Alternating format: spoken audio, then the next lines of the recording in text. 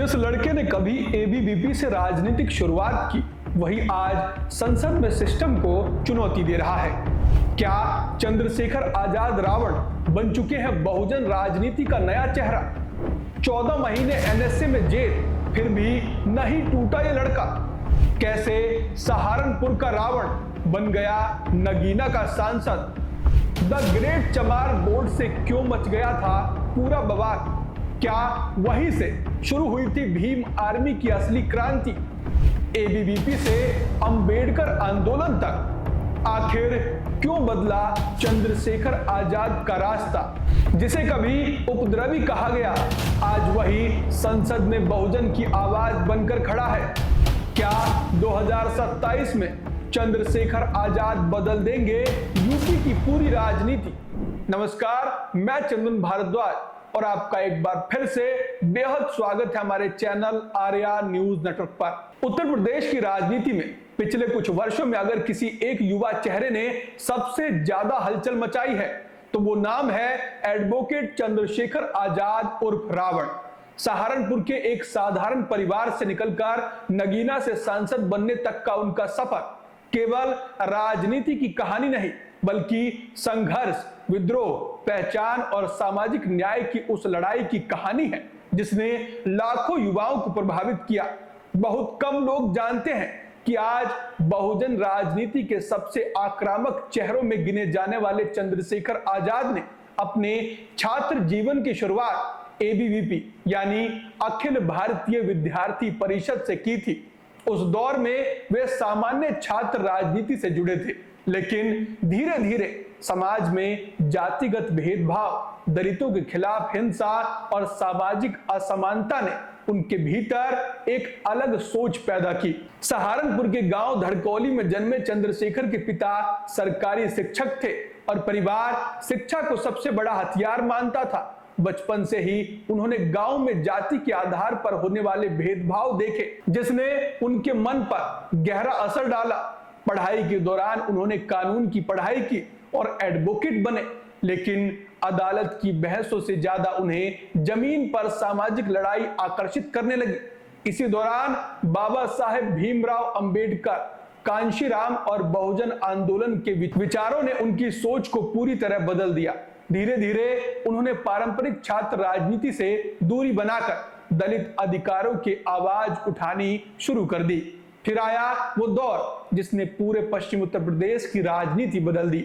सहारनपुर में the great चमार लिखे बोर्ड का विवाद अचानक पूरे इलाके में चर्चा का विषय बन गया।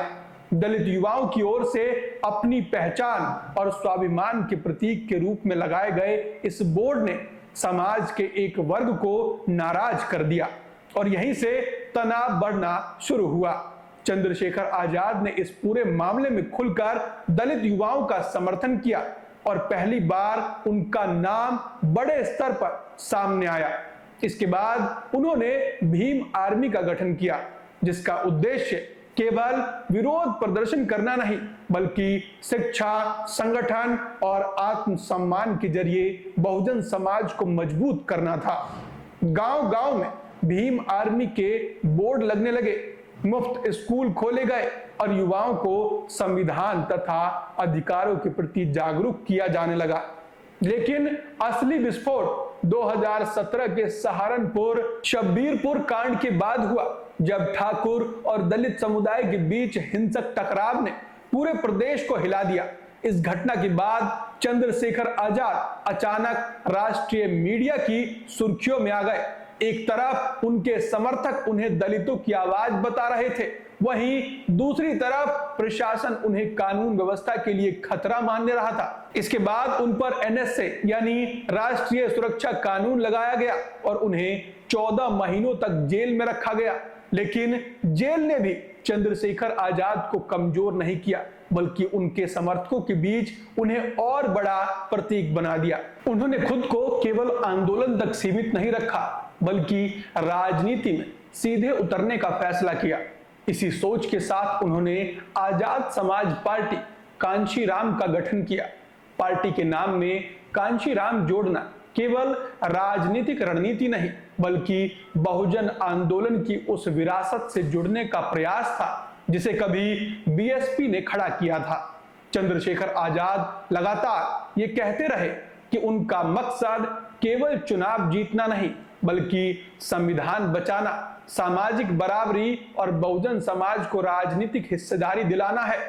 2024 के लोकसभा चुनाव में जब उन्होंने नगीना सीट से चुनाव लड़ने का ऐलान किया तब कई राजनीतिक विशेषज्ञों ने इसे बड़ा जोखिम बताया, लेकिन नतीजों ने सबको चौंका दिया।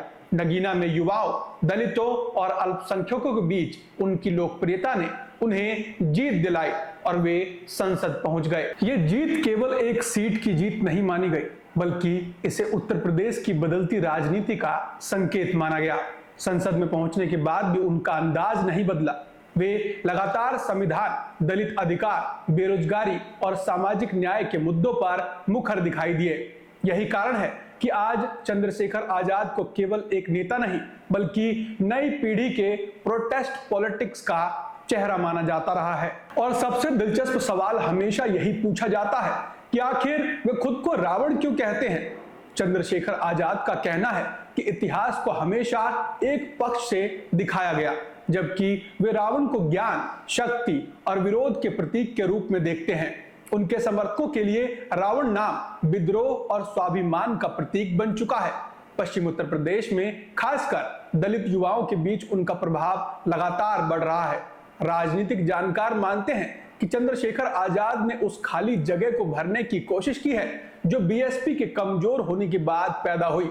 वे सोशल मीडिया का आक्रामक इस्तेमाल करते हैं, सीधे जनता से संवाद करते हैं और पारंपरिक राजनीति से अलग भाषा बोलते हैं, जिससे युवा वर्ग उनसे तेजी से जुड़ रहा है।